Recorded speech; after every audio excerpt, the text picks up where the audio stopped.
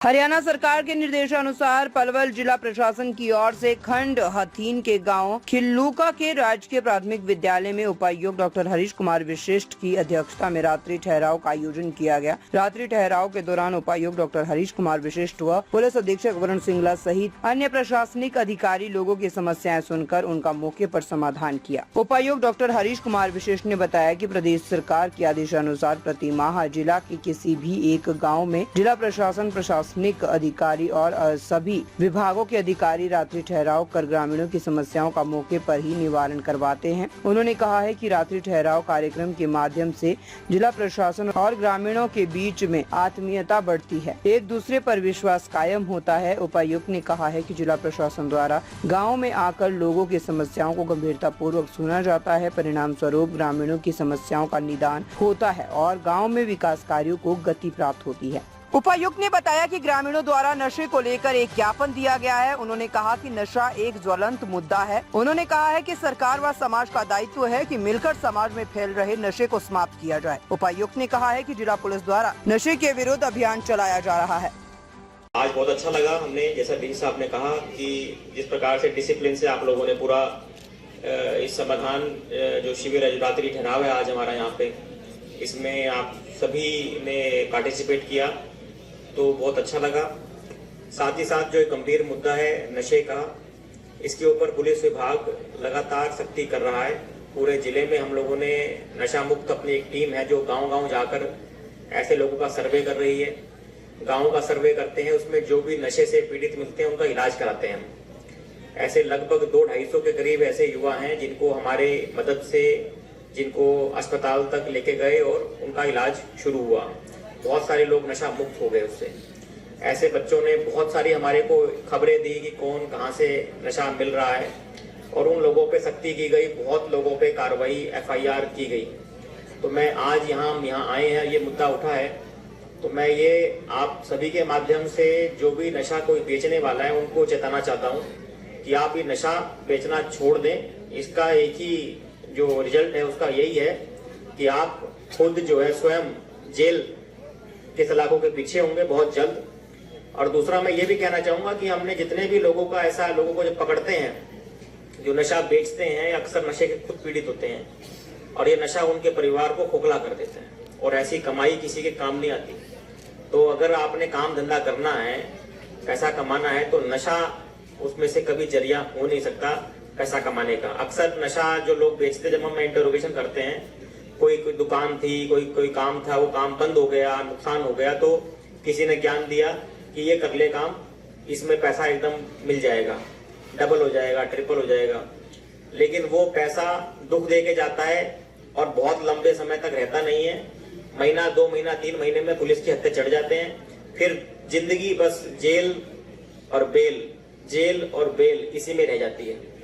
फिर आपकी समाज में इज्जत खत्म हो जाती है, परिवार खत्म हो जाता है और पैसा आपके पास कुछ भी नहीं रहता है। सारा पैसा वकील आपका ले लेते हैं।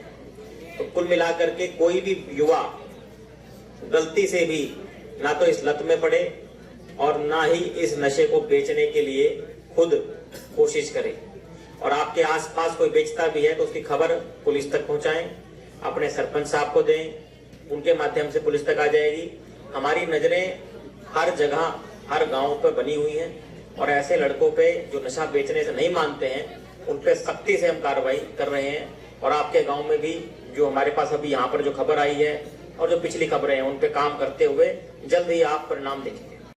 महीने में किसी न किसी गाँव में पूरा प्रशासन जाता है, उस गाँव की समस्याओं को नजदीक से समझने की कोशिश करता है और जो ग्राउंड लेवल पे जो प्रॉब्लम्स हैं उनको समझने की हम कोशिश करते हैं और एक आत्मीयता बनती है, एक दूसरे पे विश्वास पैदा होता है कि जब एडमिनिस्ट्रेशन यहाँ उठ के आया है तो जरूर कुछ ना कुछ पॉजिटिव चेंजेस गांव में आएंगे।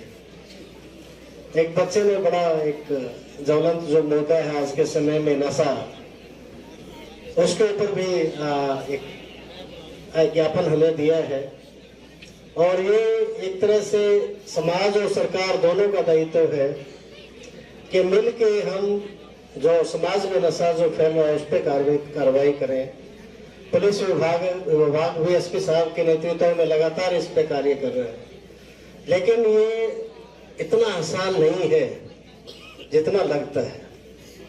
इसको खत्म करने के लिए हमें अपने जो व्यवहारिक मूल्य हैं उनको बढ़ाना पड़ेगा, बच्चों पे निगरानी करनी पड़ेगी। मैं मेरा एग्जांपल देता हूं। मैं कुछ साल पहले अपने गांव में गया और जब हम बच्चे थे तो बड़ा कॉमन था कि गांव के बुजुर्गों से, चाहे वो किसी भी जाति का था, कोई भी था, उससे डरते थे लोग। और मैं भी वही सोच करके कि अभी भी वही माहौल होगा, तो जब हम खेत की तरफ जा रहे थे तो 2 बच्चे बीड़ी पी रहे थे। मैंने उनको टोक दिया, कोई पुरानी आदत जो हमारे गांव में होते थे। तो उनमें जो बड़ा बच्चा था उसने तो उसको बीड़ी को फेंक दिया, लेकिन जो छोटा बच्चा था उसने मेरे को कहा, क्यों, आपके क्या पैसे लगे हुए हैं? तो जब इस लेवल पे डिग्रेडेशन सोसाइटी में आ जाती है कि छोटे बड़े की कोई लोग लिहाज करना बंद कर देते हैं, तो फिर नशा रोकना बड़ा मुश्किल हो जाता है। जो आंखों की शर्म जो समाज में होती थी, एक दूसरे से जो डरते थे, और एक दूसरे, पहले क्या होता था, अगर किसी परिवार का कोई बच्चा गलत काम करता था तो कोई भी उसको पिट देता था, कोई भी धमका देता था उसको। अब उल्टा हो गया है, अगर आप माँ बाप को कंप्लेंट करोगे बच्चों को, आपसे लड़ने लग जाएगा। वो कहेगा, आपको क्या दिक्कत है भाई, मेरे बच्चे की तुम क्यों कंप्लेंट कर रहे हो? तो इस पे पूरे समाज को बैठ के विचार करना होगा कि अपने बच्चों को इन बुराइयों से किस प्रकार हम रोक पाए। अकेला पुलिस प्रशासन भी नहीं रोक पाएगा, क्योंकि अगर उनमें खरीदने की और पीने की इतनी ज्यादा जिद होगी ना कहीं से वो लोग ले ही आएंगे। तो आप प्रशासन का भी सहयोग करें।